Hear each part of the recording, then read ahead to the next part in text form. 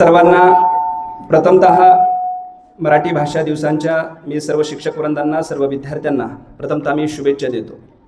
आणि अगदी थोडक्यामध्ये तुम्हाला मराठी भाषेचा जो इतिहास आहे तो सांगण्याचा मी या ठिकाणी प्रयत्न करणार आहे.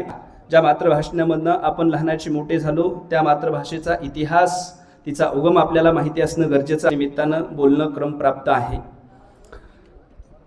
जे का रंजले गांजले त्यासी म्हणे जे आपुले, देव तेतेची ओळखावा साधू तेतेची जाणावा, असं म्हणत ज्या तुकाराम महाराजांनी गाथा लिहिली. ब्रिटिश इतिहासकार असा सांगतो की ज्या वेळेस मी तुकाराम महाराजाची गाथा वाचायला लागतो त्यावेळेस ज्याला साहित्याचं एलम शेक्सपियर पेक्षाही मला तुकाराम महाराज श्रेष्ठ वाटायला लागतात. याचं कारण जरी 10 एलियम शेक्सपियर जरी तुकाराम महाराजांच्या सोबत उभा केले तरी तुकाराम महाराजांची बरोबरी होणार नाही. एवढं साहित्य ज्यांनी लिहिलं असे संत तुकाराम महाराज. जे कळांची व्यंकटी सांडो तया सत्कर मीरती बाळो, जो जे बांचिल तो ते लाहो प्राणी जात म्हणणारे संत ज्ञानेश्वर. सकळ विश्वाला पसायदानाच्या माध्यमातून शांतीचा संदेश तर दिलाच, परंतु संत ज्ञानेश्वरी 7व्या शतकामध्ये ज्या साहित्यामध्ये संत ज्ञानेश्वरीचा आजही उल्लेख होतो ती ज्ञानेश्वरी लिहिणारे संत ज्ञानेश्वर. शिक्षण फक्त वही आणि पेन नाही, हाताला श्रमाकडे आणि आपल्या श्रमाकडे घेऊन जाणारं शिक्षण हेच खरं शिक्षण आहे अशी शिक्षणाची व्याख्या करणारे. आणि मराठी खरंच ज्यांनी आपल्या स्वज्वळ बाणीमधनं पवड्याच्या माध्यमातून लिहिली असे महात्मा ज्योतिबा फुले या सर्व तमाम महापुरुषांना ज्यांनी मराठी साहित्यामध्ये योगदान दिले अशा सर्वांच्या प्रति मी विनम्र अभिवादन करतो आणि आजच्या कार्यक्रमाला या ठिकाणी सुरुवात करतो. खरं तर 27 फेब्रुवारी मराठी भाषा दिन साजरा का करायचा, तर खऱ्या अर्थानं आपण ज्या मराठवाड्यात ज्या महाराष्ट्रात जन्माला आलो त्या महाराष्ट्राची माती अशी आहे. ही माती आयरे गायऱ्याची नाही, कारण या मातीचा इतिहास आपण जर पाहायला गेलं तर आताच आपण जे महाराष्ट्र गीत गायलं, दिल्लीचेही तख्त राखीतो महाराष्ट्र माझा, परंतु आज त्याच महाराष्ट्राचा विसर आपल्याला पडत चाललाय का काय हा प्रश्न आजच्या दिवशी माझ्या पुढे उभा राहतो आहे. कारण आपली मायबोलीच आपण विसरत चाललो आहे. खऱ्या अर्थानं काल की परकीचे पाय तुम्ही चेपू नका, घरची आई मरत असताना परकीचे पाय तुम्ही चेपू नका.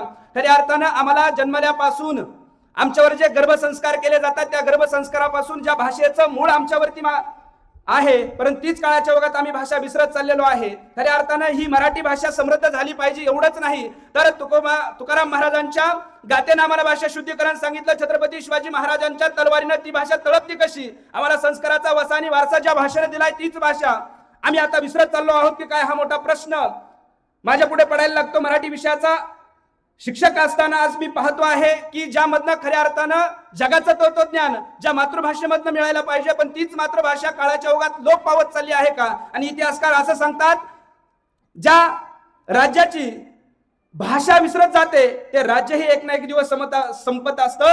म्हणजे आपली मराठी भाषा एवढी समृद्ध आहे की एवढी भाषा समृद्ध असणं म्हणजे सातवाहन राजा जो इसवी सन पूर्व 250व्या शतकामध्ये झालेला हा सातवाहन राजा, ज्यांची राजधानी आपण पैठण बघतो, त्या ठिकाणी विद्यार्थी मित्रांनो त्या सातवाहन राजानं गाथा सप्तशती नावाचा ग्रंथ लिहिला.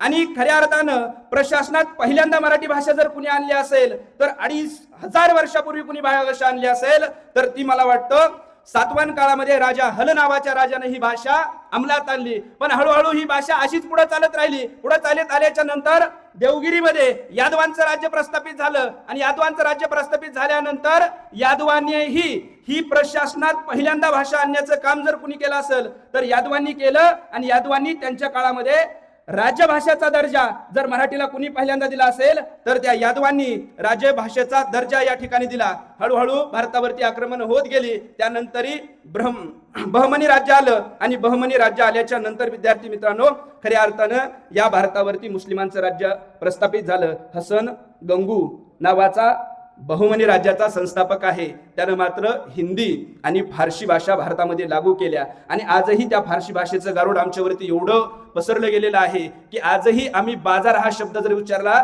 तर बाजार हा शब्द हा फारसी आहे आणि हट हा शब्द मराठी आहे. पण आज आम्ही बाजारला जाताना उल्लेख करत असतो बाजारला जातो आहे, आम्ही असं म्हणत नाही, आम्ही हटला जातो आहे. म्हणजे आजही आम्हाला 7व्या शतकामध्ये बहुमनी राज्यानं केलेलं माती रूढ भाषेचं आजही आमच्यावरती या ठिकाणी मारलं गेलेलं आहे. आणि त्यानंतर पेशव्यांचं साम्राज्य आलं आणि पेशव्यांमध्ये जी महाराष्ट्राची प्रसिद्ध लावणी प्रकार आहे तो लावणी प्रकार या पेशव्यांनी या महाराष्ट्रात आणला. तेवढंच नाही तर जो पवाडा ऐकल्याच्या नंतर प्रत्येकाच्या अंगावरती शहारे उभे राहतात, तो पवाडा देखील पेशव्यांच्या काळामध्ये आला.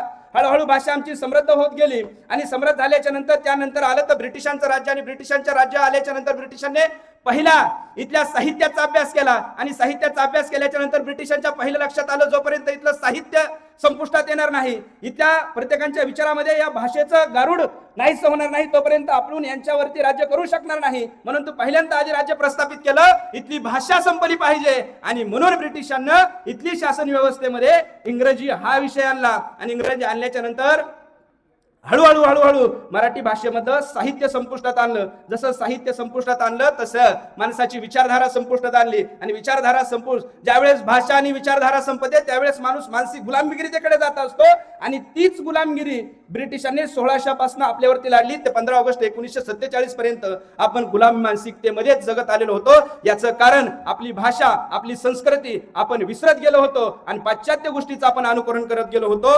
म्हणून विद्यार्थी मित्रांनो, ही भाषा संपत गेली. मला वाटतं भाषा आपण सर्वांनी, वेळ भरपूर झालेला आहे त्यामुळं भाषा प्रत्येकानं समृद्ध केली पाहिजे. कारण मातृभाषेमधनं जे ज्ञान आपल्याला मिळतं असतं ते चिरंकाल आपल्या मनावरती अधिराज्य करत असतं. इंग्रजी विषयाचे शिक्षक किंवा इंग्रजी बोलत असताना दोन व्यक्ती ज्या पद्धतीनं आत्मविश्वासानं बोलतात, त्यांना ज्या पद्धतीनं इंग्रजी विषयाचा अभिमान वाटतो ना, त्याच प्रकारे आपण मराठी बोलत असताना आपल्याला मराठी विषयाचाही अभिमान वाटला पाहिजे. कारण ती आपलं मातृभाषा आहे. भलेही मी इतर भाषेचा द्वेष करणार नाही, पण मराठी भाषा आपली समृद्ध झाली पाहिजे. आज जगाचा विचार करायला गेलं तर 8व्या क्रमांकावरती मराठी भाषा बोलली जाते आणि भारतामध्ये विचार केला गेला तर 2011च्या लोकसंख्येनुसार आजही 3ऱ्या क्रमांकाची भाषा ही मराठी भाषा बोलली जाते आहे. 1 नंबरला हिंदी, 2 नंबरला बंगाली आणि 3 नंबरला आपली मराठी भाषा या ठिकाणी बोलली जाते आहे.